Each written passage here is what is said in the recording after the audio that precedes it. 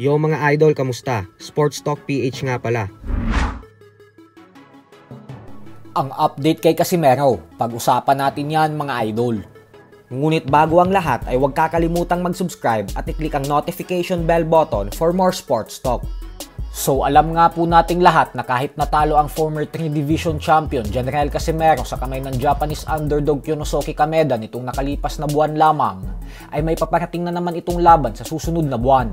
Ito ay dahil ibinunyag mismo ng kanyang promoter na si Koki Kameda na kinausap daw siya mismo ni Cuadro Alas at sinabi sa kanya na gusto ulit nitong lumaban sa lalong madaling panahon para bumawi at ayusin ang reputasyon niya bilang isang magaling at malakas na boksingero. Kaya naman dahil dyan ay nananawagan agad si Kameda sa mga Japanese fighters na kung sino man ang may lakas ng loob sa mga ito na kung masasahamon ni Casimero na lumaban sa kanya, ay tawagan lang daw siya.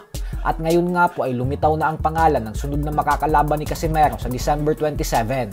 Ayon sa ating mapagkakatiwalaan na source, ay ang Japanese fighter na si Tomi Mizukochi ang magiging kalaban ni Casimero. May napakabatang edad pa lamang po itong 26 anyos at may hindi kagandahang record na 11 wins with 5 knockouts, 5 talo at 2 tabla.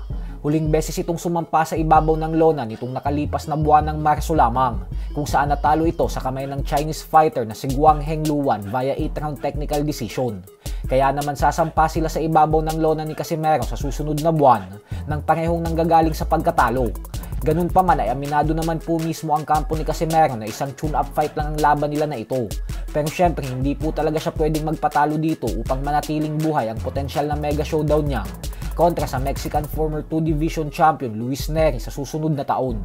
Ngayon pa lang po ay puspusan na ang pag-e-ensayo ng angas ng Pinas upang masigurado na hindi na mauulit pa ang pagkasilat niya kay Kyonosuke Kameda. Bukod dyan ay nangako po ang magkapatid na Casimero na babalik sila ng mas malakas. Kaya suportahan po natin si Casimero sa laban niya na ito. Samantala, ang current undefeated OPBF Bantamweight Champion naman nga po na si Kenneth Lover ay lalaban din sa event na ito. Pero hindi pa po nilalabas ang pangalan ng kanyang makakatapat. Kaya mag-abang lang po tayo ng mga updates sa channel na ito.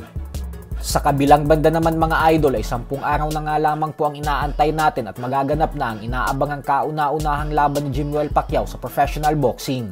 Kaya naman dahil dyan ay sinasamahan na ito ng ating pambansang kamauman ni Pacquiao sa ensayo sa wildcard gym ni Freddie Roach upang magbigay ng payo at alalayan ito. Sa video na in-upload ng ating kaibigan na si Marvin Mabait ay makikita natin ang mga paggabay na ginagawa ni Pacquiao kay Jimwell. Sige.